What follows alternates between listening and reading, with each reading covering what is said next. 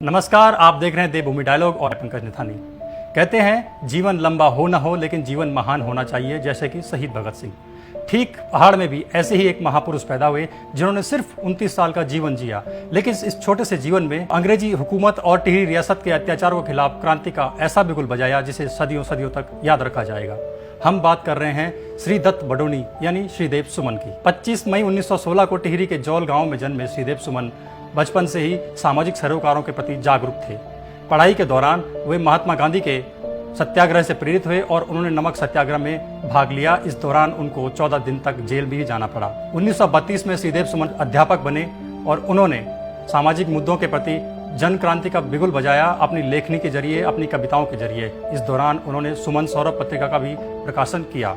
ये वही दौर था जब टिहरी रियासत में जनता पर अत्याचार हो रहे थे, जनता पर कई तरह के प्रतिबंध लगाए जाते थे और आवाज उठाने वालों के खिलाफ सख्ती से दमन किया जाता था। उनके खिलाफ कई मुकदमे चलाए जाते थे। इस बात को श्रीदेव सुमन ने अच्छी तरह समझा और जनता को जागरूक करने के लिए क्रांति का बिगुल बजाया। श्रीदेव सुमन के तेवरों को टिहरी रियासत भी अच्छी तरह समझने लगी थी। उनको डर था ये अगर टिहरी में रहा तो न जाने जनता में कौन सा आक्रोश भड़क जाए और उनके लिए खतरे की घंटी बज जाए। लिहाजा श्रीदेव सुमन पर जुर्माना लगाया गया और उन्हें टिहरी रियासत से निकाल दिया गया। उनके टिहरी में प्रवेश पर भी प्रतिबंध लगा दिया गया।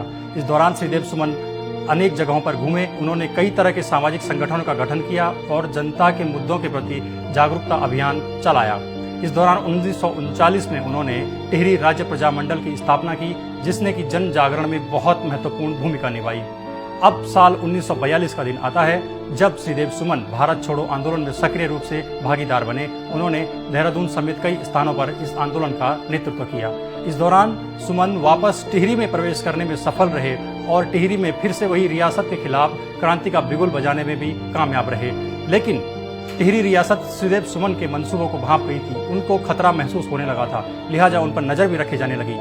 श्रीदेव सुमन के जितने भी संगठन बनाए थे, सामाजिक संगठन, उन पर कड़ी निगरानी रखी गई। लोगों को प्रताड़नाएं देनी शुरू कर दी गई। 1944 में श्रीदेव सुमन को गिरफ्तार कर दिया गया। उनको 2 साल की सजा सुनाई गई और जेल भेज दिया गया। जेल में रहने के दौरान भी सुमन के तेवर कम नहीं पड़े। उन्होंने लगातार अपनी लेखनी और कविताओं के माध्यम से जागरूकता का अभियान जारी रखा। रियासत का डर अब भी कम नहीं हुआ था, लिहाजा सुमन को कई तरह की यातनाएं जेल के अंदर ही दी जाने लगी। उन्हें कंकड़ मिली दाल खिलाई जाने लगी, उन पे कोड़े बरसाए जाने लगे, तरह तरह की यातनाएं उनको दी गई। इस बात के खिलाफ श्रीदेव सुमन ने सत्याग्रह का मार्ग अपनाया और 1944 में 84 दिनों की लंबी भूख हड़ताल की। उनका यह 84 दिनों का लंबा अनशन इतिहास में एक अमिट छाप छोड़ गया।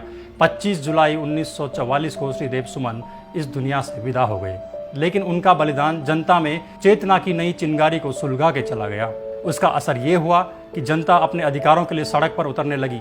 1947 में भारत आज़ाद तो हो गया, लेकिन टिहरी रियासत के अत्याचार कम नहीं हुए थे। जनता का आक्रोश बढ़ता गया।